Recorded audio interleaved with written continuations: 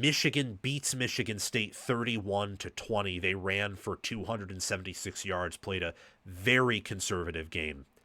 Very conservative game. And they won.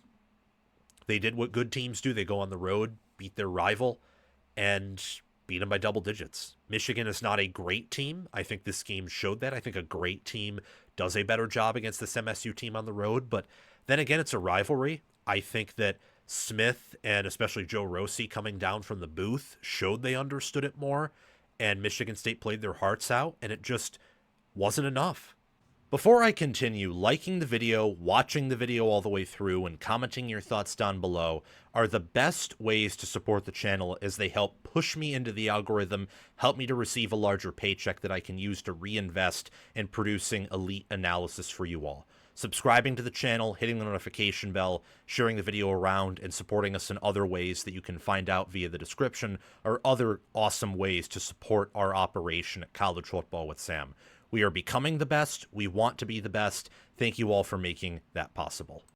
I mean, Michigan won, and they physically dominated Michigan State. And Michigan State, they had over 100 yards in penalties. They were emotional. They were a wreck. They had all these dumb penalties that helped Michigan out. Michigan, outside of a few holds and the offensive line being inconsistent, I thought was pretty disciplined in this game. That's a credit to Sherrone Moore, who's quarterback and Bryce Underwood didn't play all that well.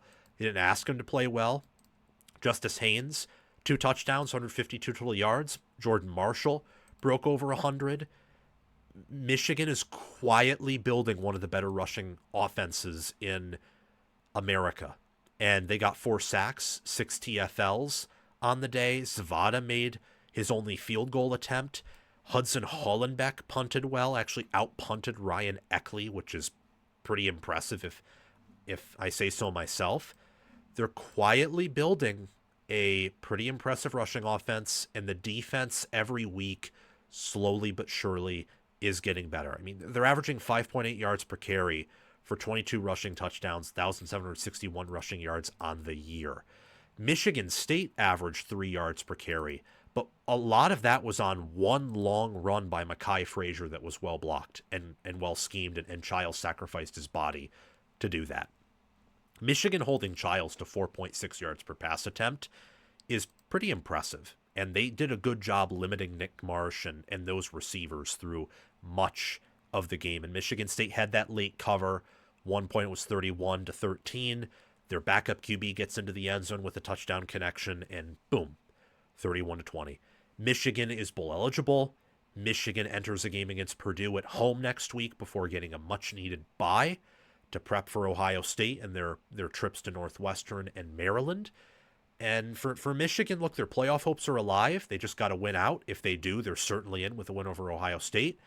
If they simply reach 9 wins, it's not exactly a successful season if they don't beat Ohio State and go 9-3, but it's not a colossal failure either. They'll go over their win total. They'll improve off of who they were last year and enter 2026 with plenty of optimism.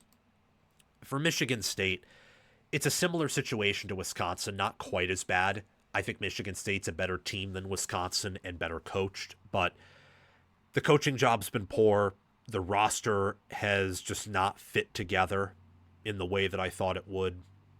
I was so high on Jonathan Smith and the staff, and it's been disappointment after disappointment. They really needed that win over UCLA. Really needed that to inspire any confidence moving forward. That was their worst game of the year by a mile. They could not have afforded to play their worst game there, and they did.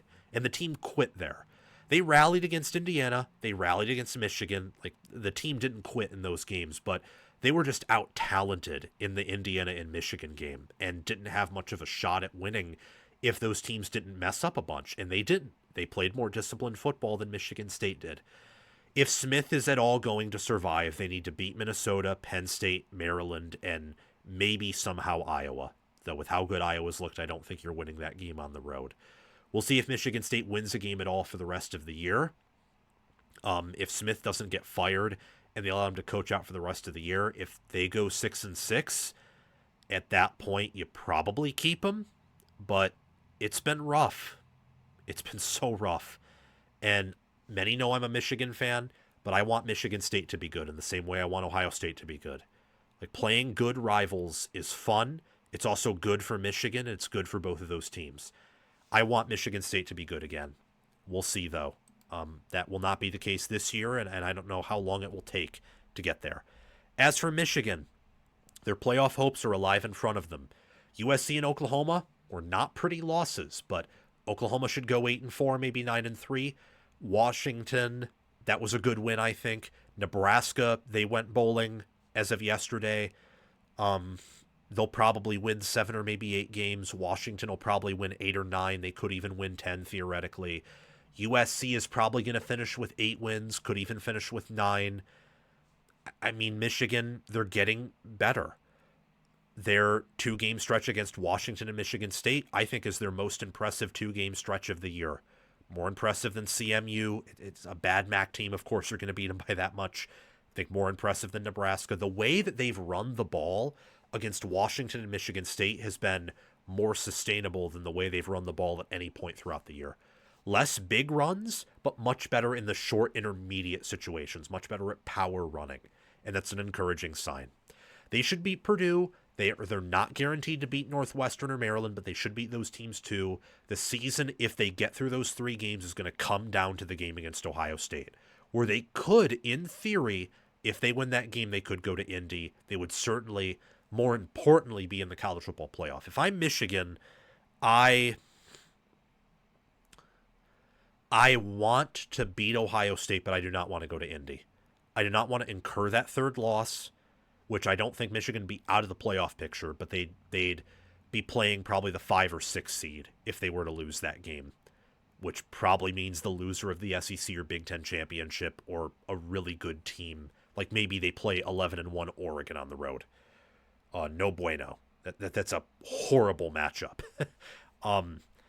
As for, like, winning out, potentially beating Ohio State, you want that, and then I think you want that extra week of rest in Indy.